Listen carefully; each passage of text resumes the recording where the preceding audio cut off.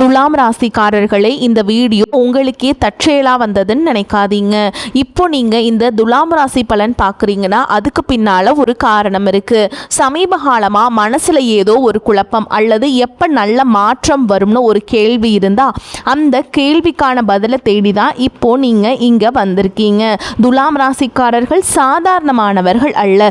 துணிச்சலும் வேகமும் உங்களோட இயல்புங்க. ஆனா அந்த வேகத்துக்கும் சரியான வழிகாட்டுதல் கிடைக்கிறப்ப வாழ்க்கையே மாறுங்க. இந்த உலகத்தில் நம்ம எத்தனை முயற்சி செய்தாலும் எந்த ஒரு நல்ல காரியத்தை ஆரம்பிச்சாலும் நம்மை காத்து வழி நடத்துகிற ஒரு சக்தி இருக்குன்னு நம்புறீங்களா? அதுதான் நம்மளுடைய குலதெய்வம். துலாம் ராசிக்காரர்களின் வாழ்க்கையில் பல தடவை தெரியாமலே தடைகள் உடைந்திருக்கலாம், கடைசி நிமிஷத்தில் வழி திறந்திருக்கலாம். அதற்கு பின்னால் குலதெய்வ அருளே காரணம்ங்க. இந்த துலாம் ராசி பலன்கள் உங்களுக்கு பலன் தரணும்னு நினச்சா இந்த கணமே ஒரு சின்ன விஷயம் செய்யுங்க. கமெண்ட்ஸில் உங்கள் குலதெய்வத்தோட பெயரை எழுதுங்க. தெரியாதவங்க எனக்கு என் குலதெய்வம் தெரியாதுன்னு எழுதினாலும் போதுங்க, மனசார எழுதுங்க. அந்த நம்பிக்கை தான் இந்த வீடியோவோட சக்தி. உங்கள் குலதெய்வத்தை மனசில் நினச்சிட்டு இப்போ இன்னைக்கான துலாம் ராசி பலன்களுக்குள்ளே போகலாம் வாங்க. துலாம் ராசி நேயர்களே, இனி வரக்கூடிய நாட்களில் உங்கள் வீட்டு வாசலில் மகிழ்ச்சி, பணம் மற்றும் புதிய வாய்ப்புகளின் திருவிழாவே நடக்க போகுதுங்க. தேவகுரு பிரகஸ்பதி ராசி மாற்றம் செய்கிறாருங்க. இப்போது உங்களின் 5 பெரிய கனவுகள் நனவாக போகின்றன. ஆனால் எச்சரிக்கை நேயர்களே, இந்த வீடியோவை நீங்கள் புறக்கணித்து விட்டால் நீங்கள் வருத்தப்பட நேரிடும். இந்த வீடியோவை முன்பே பார்த்திருந்தால் இந்த காலகட்டம் எனக்கு மிகச்சிறந்ததாக இருந்திருக்குமே என்று நீங்களே நினைப்பீர்கள். ஆனால் நேயர்களே, இன்று இந்த வீடியோவில் நான் கூறப்போகும் கணிப்பு சாதாரணமான கணிப்பில்லைங்க. இந்த காலகட்டத்தில் உங்கள் அனைவருக்கும் ஒரு வரப்பிரசாதமாக அமைய போதுங்க. ஆனால் உங்களின் ஒரு சிறிய தவறு உங்கள் வரக்கூடிய நாட்களை முழுவதும் கெடுத்து விடலாம். எனவே நீங்கள் என்ன தவறு செய்யக்கூடாது அனைத்தையும் இந்த வீடியோவில் கூறப்போகிறேன். நேயர்களே, கடந்த 6 மாதங்களான இந்த 2026ஆம் ஆண்டில் ஜனவரி, பிப்ரவரி, மார்ச், ஏப்ரல் மற்றும் மே ஆகிய மாதங்கள் உங்கள் வாழ்க்கையின் மிக கசப்பான மாதங்களாக இருந்தன. உங்கள் சொந்த மனிதர்களும் உங்களை துன்புறுத்தினார்கள், அந்நியர்களும் உங்களை துன்புறுத்தினார்கள்.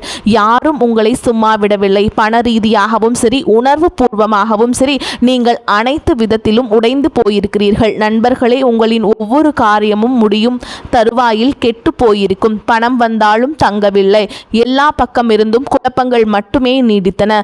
வாழ்க்கை ஒரு சிக்கலான இடத்தில் மாட்டிக்கொண்டது போலவும் அதிலிருந்து வெளியே வர வழியிலேயே என்பது போலவும் உங்களுக்கு தோன்றியது. துலாம் ராசி நேயர்களே, யாருக்காக நீங்கள் உங்கள் முழு வாழ்க்கையும் தியாகம் செய்தீர்களோ, யாருக்காக உங்கள் கனவுகளை தியாகம் செய்தீர்களோ அதே மனிதர் தான் கடந்த காலத்தில் உங்களுக்கு பெரிய துரோகம் செய்துள்ளார். இதை நான் நன்றாக அறிவேன். ஏனெனில் நேயர்களை, நீங்கள் மற்றவர்களுக்காக செய்வதில் கொஞ்சமாவது உங்களுக்காக செய்திருந்தால் இன்று உங்கள் வாழ்க்கையும் மகிழ்ச்சியால் நிறைந்திருக்கும். ஆனால் அப்படி நடக்கவில்லை. உங்களுக்கு புதிய கதையை எழுதப் போகிறது. இனி வரக்கூடிய நாட்கள் உங்கள் அதிர்ஷ்டம் திடீரென மாறப்போகிறது. தேவகுரு பிரகஸ்பதி ஜூன் 2ஆம் தேதி கடகராசிக்கு மாறிட்டாருங்க. ஜூன் 8ஆம் தேதி சுக்கிரனும் கடகராசிக்கு மாறிடுவாருங்க. ஜூன் 15ஆம் தேதி சூரியன் மிதுன ராசிக்கு போயிடுவாருங்க. ஜூன் 21ஆம் தேதி செவ்வாய் ரிஷப ராசிக்கு போவாருங்க. இதன் மூலம் உங்கள் வாழ்க்கையின் ஒரு புதிய அத்தியாயம் தொடங்க போகிறது என்று புரிந்து கொள்ளுங்கள். உங்களை பலவீனமானவர் என்று நினைத்தவர்கள், உங்களை ஏழை என்று நினைத்தவர்கள், உங்களை உதவாக்கரை என்று நினைத்தவர்கள் இப்பொழுது உங்களின் வளர்ச்சியை கண்டு உங்கள் கால் அடியில் விழப்போகிறார்கள். நேயர்களே, இக்காலகட்டத்தில் நாலாபுறம் இருந்தும் மகிழ்ச்சி வருவதை காண முடிகிறது. ஆனால் உங்களின் ஒரு சிறிய தவறு உங்களுக்கு பெரிய இழப்பை ஏற்படுத்தலாம். ஏனெனில் நீங்கள் பெரும்பாலும் உற்சாகத்தில் அறிவை இழந்து விடுகிறீர்கள். நீங்கள் உங்களை விட மற்றவர்கள் அதிகம் நம்புகிறீர்கள். உங்கள் சொந்த மனிதர்களை விட மற்றவர்கள் மீது அதிக அக்கறை காட்டுகிறீர்கள். மற்றவர்களின் வாழ்க்கையை சீரமைப்பதிலேயே நீங்கள் எப்போதும் கவனம் செலுத்துகிறீர்கள். ஆனால் நீங்கள் ஒருபோதும் உங்களை பற்றி நல்லதாக நினைத்ததில்லை. ஆனால் இப்போது வந்துள்ள இனி வரக்கூடிய நாட்கள் உங்களுக்காக எதையாவது செய்வதற்கான நேரம். தொழில் துறையில் பெரிய ராஜயோகம் உருவாகிறது. தேவகுரு பிரகஸ்பதி 10ஆம் வீட்டில் அமர்ந்து தொழிலில் முன்னேற்றத்தை கொண்டு வருவார். வியாபாரம், வேலை என எதில் நீங்கள் சிக்கி இருந்தாலும் இப்பொழுது அதிலிருந்து வெளியே வரப்போறீங்க. கடந்த காலத்தில் உங்களின் ஒவ்வொரு உழைப்பும் வீணாகி போனது.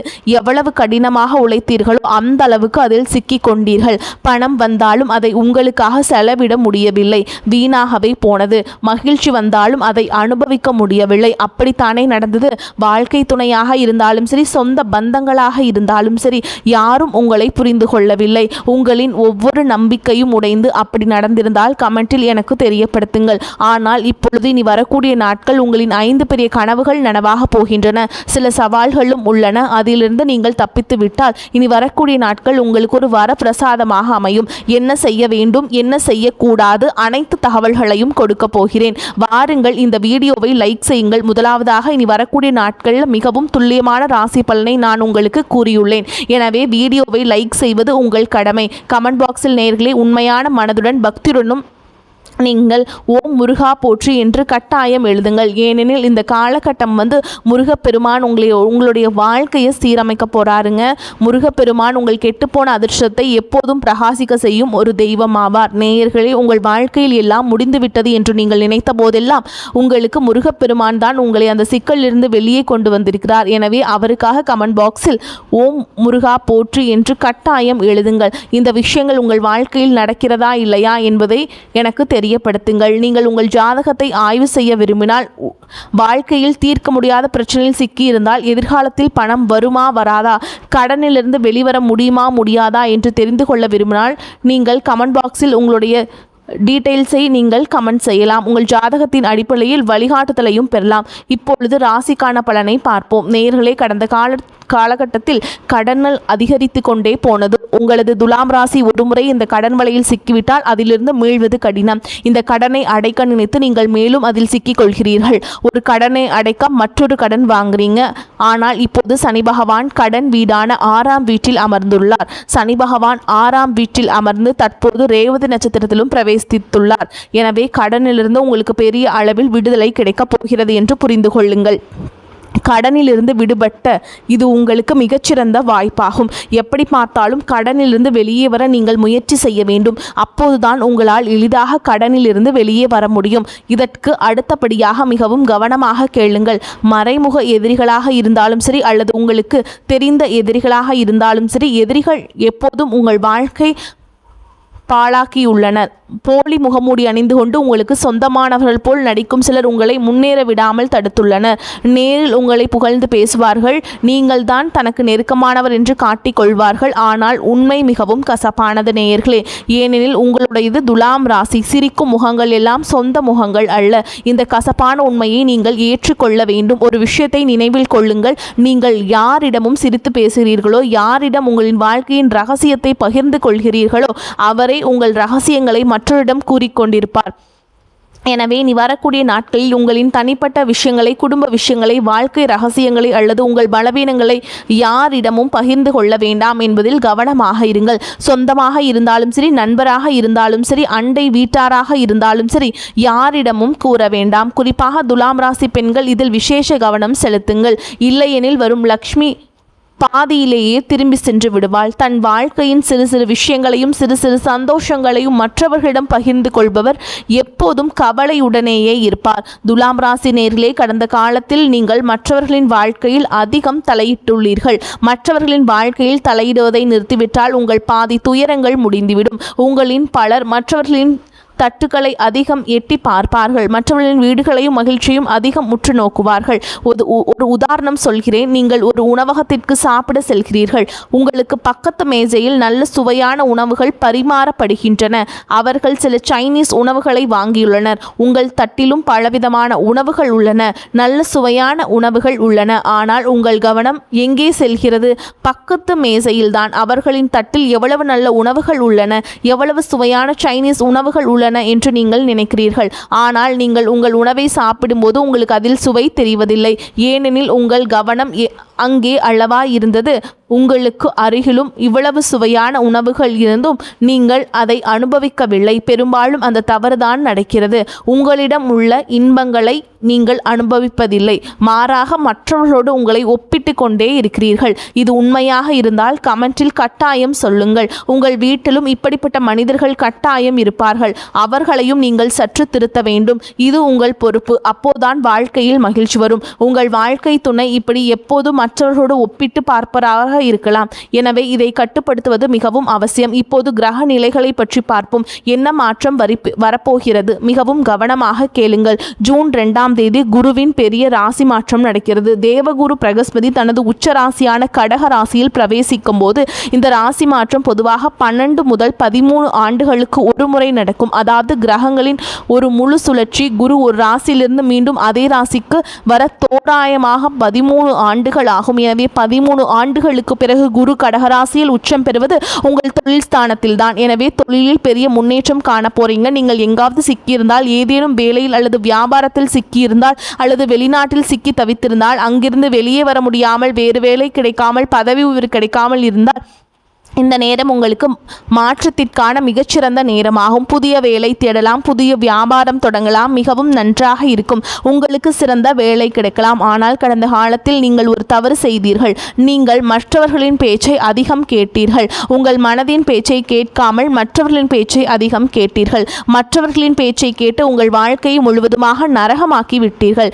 ஏனெனில் மகிழ்ச்சி உங்களுடையது, செய்ய வேண்டியது நீங்கள். ஆனால் யாருடைய பேச்சை கேட்கிறீர்கள்? மற்றவர்களின் பேச்சை கேட்டுதான் உங்கள் வாழ்க்கையில் இவ்வளவு துன்பப்படுகிறீர்கள். எல்லாவற்றையும் நானே செய்ய வேண்டும், குடும்ப பொறுப்புகளையும் நானே சுமக்க வேண்டும் என்று உங்களுக்கு தெரியும். அப்புறம் ஏன் மற்றவர்களிடம் ஆலோசிக்க வேண்டும்? மற்றவர்கள் இந்த உடை நன்றாக உள்ளது என்று சொன்னால் அதை அணுகிறீர்கள். மற்றவர்களுக்கு இங்கே வேலை செய் என்று சொன்னால் அங்கே வேலை செய்கிறீர்கள். மற்றவர்கள் இந்த மனிதர் நல்லவர் என்று சொன்னால் அவருடன் உறவு கொள்கிறீர்கள். இந்த தவறான பழக்கத்தை நீங்கள் திருத்திக் கொள்ள வேண்டும். நீங்கள் இடமாற்றம் பெற விரும்பினால் குரு மிகவும் சாதகமாக உள்ளார். இந்த நேரத்தில் உங்களுக்கு மதிப்பும் மரியாதையும் கிடைக்கப் போகிறது. கடந்த காலத்தில் என்ன நடந்து கொண்டிருந்தது? உங்களுக்கு ஒரு கண்ணாடியை காட்டுகிறேன். கடந்த காலத்தில் உங்கள் மதிப்பிலும் குறைகள் ஏற்பட்டன. உங்களை விட சிறிய வயதினரும் உங்களை நேராக பார்த்து பேசினார்கள். ஏனெனில் சூழல் நமக்கு எதிராக இருக்கும்போது நம்மை விட சிறியவர்களோ அல்லது கீழ்நிலையில் உள்ளவர்களோ கூட நம்மை மிரட்டுவார்கள். ஆனால் இப்போது உங்கள் மதிப்பு உயரப்போகிறது. உங்களை உதவாக்கரை என்று நினைத்தவர்கள் இப்போது உங்களை புகழ்ந்து பேசுவார்கள். தலைமை பண்பும் மிகவும் சிறப்பாக அமையப் போகிறது. துலாம் ராசி என்பது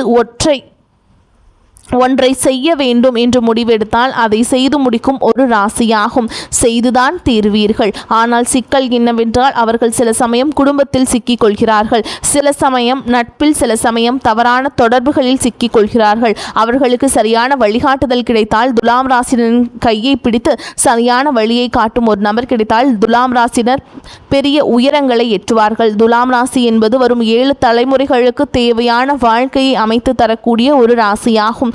நீங்கள் சம்பாதிப்பதை உங்கள் குழந்தைகள், பேர குழந்தைகள் வரை அனுபவிப்பார்கள். இது மிகவும் நல்ல விஷயம். ஆனால் இதில் உள்ள சிக்கல் என்ன? துலாம் ராசினியர்களே, நீங்கள் பொறுப்புகளில் சிக்கிக் கொள்கிறீர்கள். ஆடம்பரமான விஷயங்களில் சிக்கிக் கொள்கிறீர்கள். நீங்கள் நிறைய செலவு செய்கிறீர்கள். அதுவும் எதிர்காலத்தில் உங்களுக்கே துன்பம் தரும் வகையில் செலவு செய்கிறீர்கள். எனவே இது நடக்கக்கூடாது. இப்போது கிரக மாற்றங்களை பற்றி விரிவாக பார்ப்போம். வேலைக்கு மிகவும் நல்லது. ஆனால் குரு உச்சம் பெறும்போது சற்று சோம்பல் ஏற்படலாம். இந்த காலகட்டம் சோம்பலை விட்டொழிப்பது ஒரு பெரிய சவாலாக இருக்கும். சோம்பலை விட்டொழிக்க வேண்டும். வேலையை தள்ளி போடக்கூடாது. அகந்தையில் இருந்து நீங்கள் தப்பிக்க வேண்டும். யாராவது உங்களுக்கு ஆலோசனை வழங்கினார், அந்த மனிதரின் ஆலோசனையை கட்டாயம் ஏற்றுக்கொள்ளுங்கள். குறிப்பாக பெரியவர்கள் யாராவது ஆலோசனை வழங்கினால் அவர்களின் பேச்சை கட்டாயம் கேளுங்கள். குறைந்தபட்சம் காது கொடுத்தாவது கேளுங்கள். இப்போது சூரியனை பற்றி பார்த்தால், சூரியன் மிதுன ராசிக்கு செல்வார். இதன் தாக்கம் என்னவென்றால், சூரியன் பாக்கியஸ்தானமான உங்கள் 9ஆம் வீட்டிற்கு செல்வார். இது தந்தையின் வீடாகும். இதனால் தந்தையின் ஆரோக்கியம் சற்று பாதிக்கப்படலாம். தந்தையுடன் கருத்து வேறுபாடுகளும் ஏற்படலாம். எனவே இங்கே உங்களின் கருத்து வேறுபாடுகளையும் உங்களை நீங்களே நியாயப்படுத்திக் கொள்ளும் குணத்தையும் சற்று கட்டுப்படுத்தி கொள்ள வேண்டும். துலாம் ராசி நேயர்களே, நீங்கள் மற்றவர்களுக்காகவே வாழ்பவர்கள். ஆனால் சில சமயம் நீங்கள் சிக்கிக் கொள்கிறீர்கள். ஏனெனில் நீங்கள் நல்ல மனதுக்காரர்கள், தூய்மையான மனதுடையவர்கள். தூய்மையான மனதுடையவர் யாரும் புரிந்து கொள்ளவில்லை என்றால் அவருக்கு கோபம் வரும். இந்த காலகட்டம் உங்களுக்கு கோபம் வரலாம். உங்களை நிரூபிக்க நினைத்து முடியாமல் போகும்போது கோபம் வரும். அப்படித்தானே? கோபப்படும் போது நீங்கள் கெட்டவர் ஆகிவிடுகிறீர்கள். எனவே இனி இது நடக்கக்கூடாது. செவ்வாய் வீட்டிற்கு செல்வாராம். 8ஆம் வீட்டிற்கு செல்வார். இதன் தாக்கம் சற்று எதிர்மறையாக இருக்கும். சற்று கவனமாக இருங்கள். நான் எச்சரிக்கிறேன். செவ்வாய் 8ஆம் வீட்டிற்கு செல்லும் போது உங்கள் ரத்தம் கொதிக்க தொடங்கும். உங்களை யாரும் புரிந்து கொள்ளாத போது, உங்கள் உணர்வுகளை யாரும் மதிக்காத போது, முன்பும் ரத்தம் கொதித்தது, இப்போதும் கொதிக்கப் போகிறது. உங்கள் பேச்சை யாரும் கேட்காத போது பிரச்சனைகள் அதிகரிக்கும், கோபம் வரும், குடும்பத்தில் சண்டைகள் வரலாம். குடும்பத்தினர் தவறான வழியில் செல்லும் போது நீங்கள் ஆத்திரம் அடைவீர்கள். சற்று பொறுமையாக இருங்கள். நீங்கள் கோபப்பட்டால் குரு உங்களுக்காக கொண்டு வரும் வாய்ப்புகள் கிடைக்காமல் போகலாம். கோபப்பட்டால் காரியங்கள் சிக்கலாகிவிடும். மனதளவிலும் நீங்கள் மிகவும் குழப்பம் அடையலாம். எனவே இங்கே நீங்கள் விசேஷ கவனம் செலுத்த வேண்டும். செவ்வாயின் இந்த தாக்கத்திலிருந்து எப்படி தப்பிப்பது? செவ்வாய்க்கிழமைகள் தோறும் காலையில் அனுமன் சாலிஷாவை கட்டாயம் பாராயணம் செய்ய வேண்டும். செவ்வாய்க்கிழமைகள் தோறும் ஏழை எளியவர்களுக்கு கட்டாயம் உதவி செய்ய வேண்டும். உதவி என்பது உண்மையிலேயே உதவி தேவைப்படுபவர்களுக்கு சென்றடைய வேண்டும். அதாவது உண்மையிலேயே ஏழையாக இருப்பவர்களுக்கு மட்டும் உதவுங்கள். இது தவிர 8ஆம் வீட்டில் செவ்வாய் இருப்பதால் சில உறவுகள் முறியும் வாய்ப்புகளும் உள்ளன. வாகனங்களை மிகவும் கவனமாக ஓட்ட வேண்டும். சில பயம் ஏற்படலாம், கவலைகள் சற்று கூடும். எனவே நான் கூறிய இந்த பரிகாரத்தை கட்டாயம் செய்யுங்கள். செவ்வாய்க்கிழமைகள் தோறும் தேவையுள்ளவர்களுக்கு ஏதேனும் ஒன்றை கட்டாயமாக தானமாக வழங்குங்கள். வரக்கூடிய வாய்ப்புகளை தவற விட்டுறாதீங்க. கெட்டியாக பிடிச்சுக்கோங்க. வாழ்த்துக்கள். வாழ்க வளமோடு நலமோடு. நன்றி, வணக்கம்.